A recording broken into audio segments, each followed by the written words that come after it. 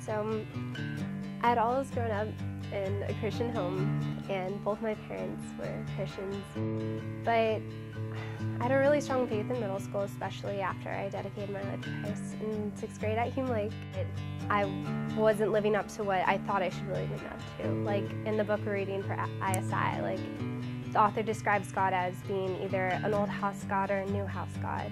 And what a new house God is a God that expects perfection. And that's what I expected of myself. But later I realized that's not achievable. And then I felt that in order to exemplify God, I had to serve others, and he became like a really big people pleaser. And I started to develop a problem about bragging on myself and always bringing myself down. And I started looking at myself as a problem and imperfect, and I didn't want to tell people about it. I didn't want to tell people about the issues I had. So I resorted to things that weren't good for me, like depriving myself from certain things and self-deprecation. And I realized that that wasn't the best thing for me, but I continued it, and it became a problem. But I still didn't want to talk to people about it because I didn't think they'd accept me.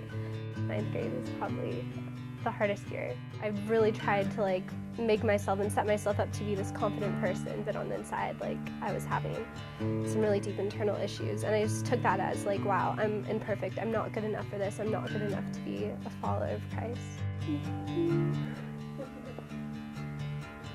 It's okay.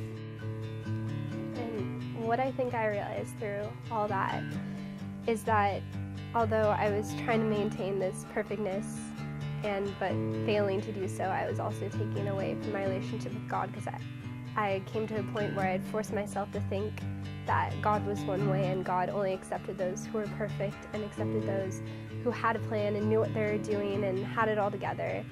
And I obviously didn't, but I found out I was fooling myself. And the big turning point for me was probably this year. I came to like a really low point where I started to get into my bad habits again. I guess in my darkest hour, like I was rescued. I was overcome with this feeling of like, wow, like what am I doing to myself? Like God has not made me for this purpose.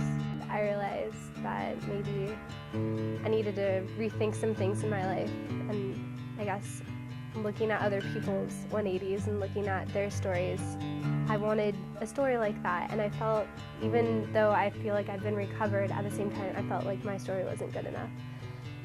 But then I went to church the next Sunday, and I guess in the middle of worship I just got this incredible feeling of like uplifting, and that like, wow, I am good enough, and wow, like everyone has struggles and everyone falls down, but our God's the type of God. He's not a new house God. He's the type of God who wants to fix you and wants to be there for you, even in your darkest times. I'm Czerwinski, a Christian teenager from Southern California. Can we go again? Please. Okay, so I'm Czerwinski, a 15-year-old Christian from Southern California, and this is my 180. What's yours?